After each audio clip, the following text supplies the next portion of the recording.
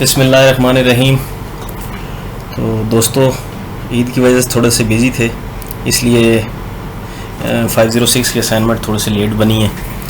तो चलते हैं, देर नहीं करते। सबसे पहले हम सॉल्यूशन को देख लेते हैं कि ये इसने काम कैसे करना है। ठीक है जी, प्रोजेक्ट मैंने बनाया हुआ है, इसको रन करते हैं। हम रन करके देखते हैं कि ये हमें कैसा रिज़ल्ट दिखाता है। ठीक है जी, वेब एप्लीकेशन है, ये बनाएंगे आप। शुरू में कुछ इस तरह का इंटरफेस आपके सामने आएगा। माई एटीएम आपने यहाँ पे कार्ड नंबर जो उसके अंदर दिए हुए हैं वो आपने डालने हैं इसके अंदर 1001। ठीक है जी, इसका पिन कोड डालना है। पिन कोड था इसका 1041। ठीक है जी, ये आपने इसमें लॉगिन कर दिया है। ठीक है जी, ये एमन के नाम पे आइए और ये 3 नीचे इसके डिस्प्ले होने चाहिए, बैलेंस चेक करने के लिए, अमाउंट डिपॉजिट करवाने के लिए या फिर कैश टिक के लिए। सबसे पहले हम बैलेंस चेक कर लेते हैं। तो बैलेंस इस वक्त हमारा $8000 शो कर रहा है। उसके नीचे कुछ इस तरह के लिखा हुआ आएगा कि आप कोई और ट्रांजैक्शन करना चाहते हैं, यस कंफर्म के लिए, और नो जो है वो डिस्कार्ड के लिए। तो हम यस करते हैं। पहले अमाउंट डिपॉजिट करते हैं 8000 इसकी टोटल अमाउंट थी। इसके अंदर हम 2000 ऐड करते हैं। ठीक है जी, आपकी ऐड हो चुकी है और अभी हम इसको बैलेंस को चेक कर लेते हैं। 10,000 हो चुका है। ठीक है, अब हम इसको कैश विड्रॉ करते हैं। कैश हम चले कर लेते हैं 5000 विड्रॉ। ठीक है, ओके किया, विड्रॉ हो गए हैं। तो दोबारा हम बैलेंस चेक कर लेते हैं। बैलेंस हमारा 5000 हो चुका है। तो इसकी जो एरर हैंडलिंग है वो भी आप देख लें। अगर 6000 सॉरी, इसको ये कर देते हैं। अमाउंट जो हमने 500 पे जो डिवाइड नहीं हो सकती वो हम डालते हैं, तो हमारे पास आता है जी इनवैलिड अमाउंट है। ठीक है जी, इसी तरह कैश विड्रॉ करने के लिए जब आप इनवैलिड अमाउंट डालेंगे तो फिर भी ये इनवैलिड अमाउंट देगा। ठीक है, बैलेंस चेक कर लेते हैं। 5000 था। ठीक है, इसको हम यहाँ से नो करते हैं। इस तरह का कुछ इंटरफेस जो आखिरी है वो आएगा, thank you for using ATM, और स्टूडेंट आईडी, नेम और आपका ईमेल एड्रेस। ठीक है जी, तो अभी हम देख लेते हैं इसकी कोडिंग। सबसे पहले आपने इसमें प्रोजेक्ट क्रिएट कर लेना एक नेटबीन्स के अंदर। फाइल में जाके न्यू प्रोजेक्ट, और यहाँ से आपने वेब एप्लीकेशन नेक्स्ट, यहाँ पे आपने इसका नाम लिख लेना है। यहाँ से आपने इसको फिर नेक्स्ट करना है। ये आपने, इसके लिए आपको अपाची टॉमकैट का सर्वर चाहिए होगा जो कि आप डाउनलोड करके उसको, इसकी जो रॉर फाइल है वो आप अपने सी ड्राइव में रख लेंगे, तो यहाँ पे ये ऑटोमेटिकली शो होना शुरू हो जाएगा। ठीक है जी, तो यहाँ से आप फिनिश करेंगे तो ये आपका प्रोजेक्ट जो है नया वो क्रिएट हो जाएगा। जो भी आप नाम देंगे इसको यहाँ पे क्रिएट हो जाएगा। उसके लिए फिर इस तरह के कुछ फोल्डर जो है इसके अंदर ये बन जाएंगे। आपका जो काम होगा वो इसमें सोर्स पैकेजेस में और वेब पेजेस में होगा। इसके अंदर ये 2 फोल्डर, एक शायद मेटा INF वाला ये पहले से बना हुआ होगा, और एसेट्स का फोल्डर आपने इसमें क्रिएट करना है। index.html की फ़ाइल इसके अंदर होगी, वो आपको एडिट करनी पड़ेगी। info.html की फ़ाइल जो है वो आप खुद क्रिएट करेंगे। तो हम सब एसेट्स के फोल्डर के अंदर आपने जो आपका डेटाबेस है वो रख लेना है। ठीक हो गया। उसके बाद आप सबसे पहले देखेंगे इंडेक्स फाइल को आप एडिट कर लेंगे। इसके अंदर असल में आपने जो हमारा फ्रंट पेज था वो बनाना है, जिसके लिए ये कोड लिखा हुआ मैंने, वो my ATM, card number, pin code, और जो लास्ट पे 2 बटन बने हुए हैं, लॉगिन का और रीसेट का। ये फॉर्म के अंदर आपने बनाना है, और फॉर्म जो है मेथड आपने उसका पोस्ट रखना है, और एक्शन जो होगा उसका वो आपने डिपॉजिट कर देना है इसको माई एटीएम / लॉगिन पे। ठीक है जी, लॉगिन क्या है ये मैं आपको भी बताता हूँ। तो इस तरह कुछ आपने इंडेक्स पेज बना लेना है। वीडियो पॉज करके आप कोड देख सकते हैं, यहाँ से कॉपी कर लीजिएगा। हर लफ्ज़ जो है मैं वो नहीं बता सकता। उसके बाद इन्फो वाली जो फाइल है वो भी कुछ इसी तरह की है, हार्ड कोड है सारी की सारी, आपने इसके अंदर अपनी इंफॉर्मेशन लिख देनी है। ठीक है जी, उसके बाद आ जाते हैं हम सोर्स पैकेजेस की तरफ। सोर्स पैकेजेस में आपने 3 जो है, क्योंकि ये MVC मॉडल के तहत बनाते हैं हम लोग अपनी वेब एप्लीकेशन, तो इसके लिए आपने 3 पैकेजेस क्रिएट कर लेने हैं, बिजनेस लेयर, डेटाबेस लेयर और प्रेजेंटेशन लेयर। सबसे पहले हम बिजनेस लेयर देख लेते हैं। इसके अंदर आपने 2 जावा की फाइल्स क्रिएट करनी है, एक अकाउंट मैनेजर और एक डेबिट कार्ड की। डेटाबेस के अंदर आपने डीबी हेल्पर के नाम से क्लास क्रिएट करनी है, जैसा कि असाइनमेंट में बताया गया था। और प्रेजेंटेशन लेयर में आपने सारे के सारे सर्वलेट्स जो उन्होंने दिए हुए वो आपको क्रिएट करने पड़ेंगे। ठीक है जी, 3 और 2 5 सर्वलेट्स हैं इसके अंदर, ये आपको क्रिएट करने पड़ेंगे।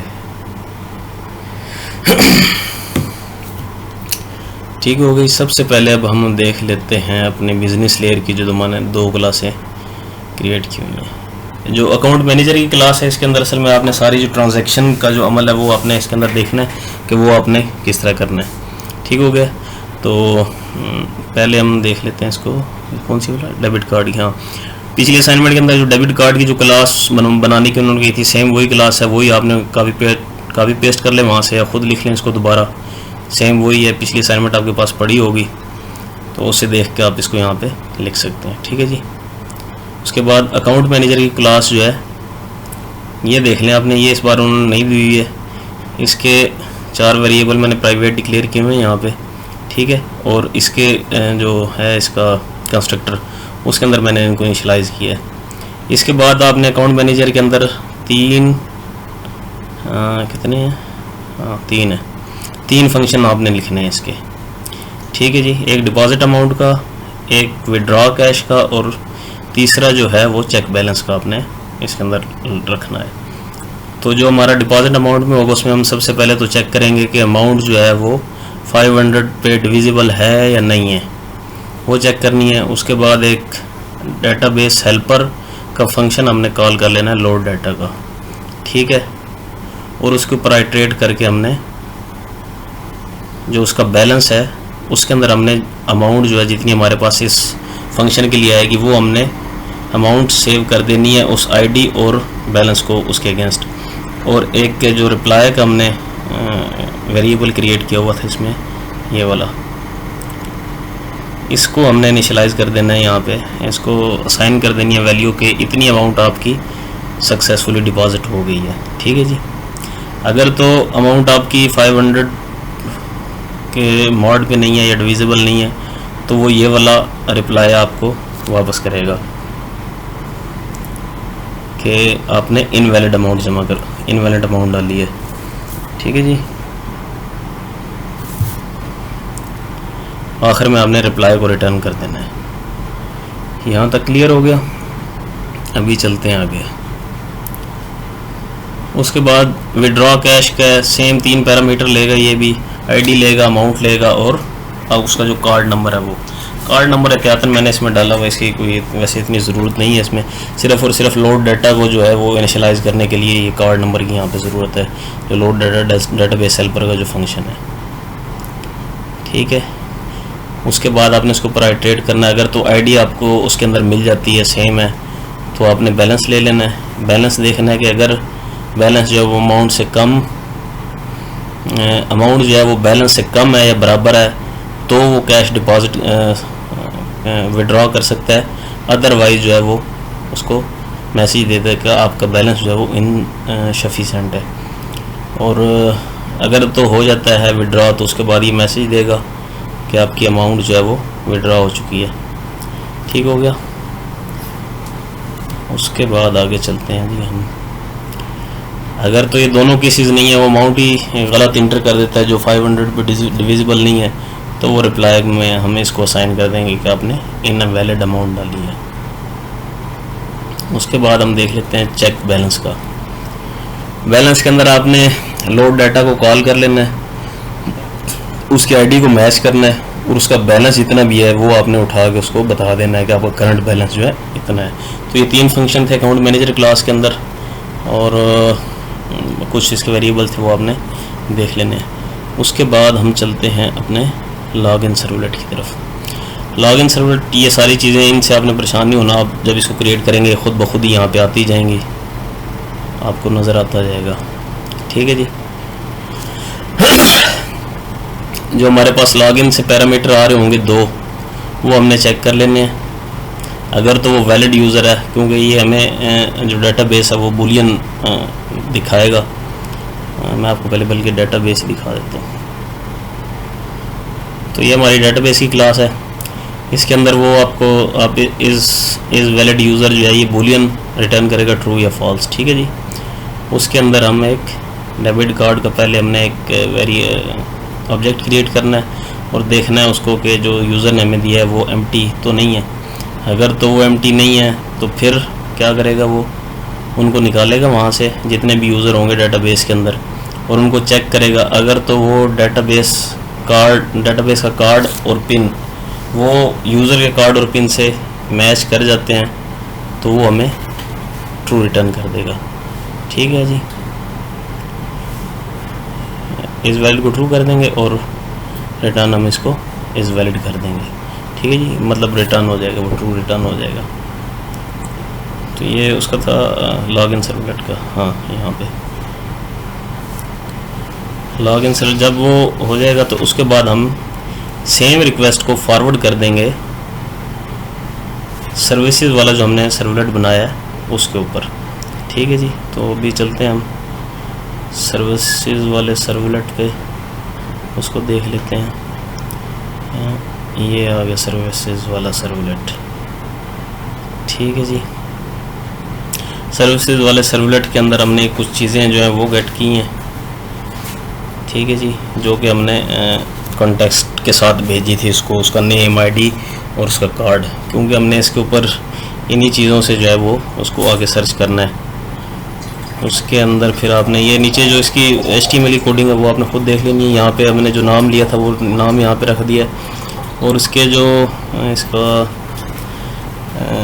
जो जब अमाउंट वो डिपॉजिट करेगा वहाँ पे तो इनके जो 3 बटन होंगे उनके साथ हमने उसके आईडी और कार्ड का नंबर, ये हमने हिडन वैल्यूज़ के अंदर इसको फॉरवर्ड किया आगे डिपॉजिट वाले पे, विड्रॉ वाले पे, सर्वलेट पे और बैलेंस वाले सर्वलेट पे, क्योंकि हमें इनकी वहाँ पे ज़रूरत होगी। सिर्फ इतना सा इसका काम है। ठीक है जी। तो उसके बाद जैसे ये जाएगा किस पे, विड्रॉ वाले सर्वलेट पे। विड्रॉ वाले सर्वलेट पे जब ये जाएगा सेम उसी तरह का आपने कोड लिखना है यहाँ पे, पर इसको देख लेना कि अगर तो जो अमाउंट इंटर करता है वो नल नहीं है, मतलब कि वो खाली नहीं है, तो वो क्या करेगा यहाँ पे इनको पार्स कर लेगा पहले इंट में और डबल में, किसको बोला, आईडी को और अमाउंट को। ठीक है। फिर वो एक ऑब्जेक्ट हमने यहाँ पे अकाउंट मैनेजर का क्रिएट किया हुआ है, उसके ज़रिए वो इसके फंक्शन जो है विड्रॉ कैश का उसको कॉल कर लेगा और उसको रिप्लाई के अंदर रख लेगा, मतलब जो विड्रॉ कैश है जो हमारे पास रिप्लाई आ रहा है, इस रिप्लाई को हम फिर डिस्प्ले करवा देंगे यहाँ पे कि आपने इतनी अमाउंट जो है वो विड्रॉ कर ली है। उसके बाद नीचे वही 2 बटन बनाए हमने, फॉर्म बनाए हुए 2 कि आप उसको ट्रांजैक्शन आगे मज़ीद करना चाहते हैं या नहीं करना चाहते। ठीक है। सेम कोड जो है वो आपने कॉपी पेस्ट कर लेना है डिपॉजिट वाले के लिए भी, लेकिन इसके अंदर एक चेंजिंग करनी है आपने कि जो आप अकाउंट मैनेजर का जो फंक्शन है वो आपने यहाँ पे डिपॉजिट अमाउंट का डाल देना है। ठीक है जी। बाकी सारे का सारा वही हार्ड कोड वो कॉपी है उसकी विड्रॉ वाले की। लास्ट में हमारा बैलेंस वाला आ जाएगा सर्वलेट। तो बैलेंस वाले में आपने क्या करना है, सिर्फ इसको आईडी और कार्ड देना है और उसका चेक बैलेंस का फंक्शन कॉल कर लेना, यहाँ पे आपने उसको डिस्प्ले करवा देना है और नीचे वही वाले 2 फंक्शन है कि आप अगर उसको दोबारा करना चाहते हैं या नहीं करना चाहते हैं। असाइनमेंट थोड़ी सी लंबी है तो आपको थोड़ी सी मेहनत करनी पड़ेगी। हर चीज़ को मैं एक्सप्लेन नहीं कर सकता, वीडियो ज़्यादा लंबी हो जाएगी। आपको जहाँ ज़रूरत पड़े वीडियो को पॉज करके वहाँ से आप इसको कोड को कॉपी कर सकते हैं। ठीक हो गया जी।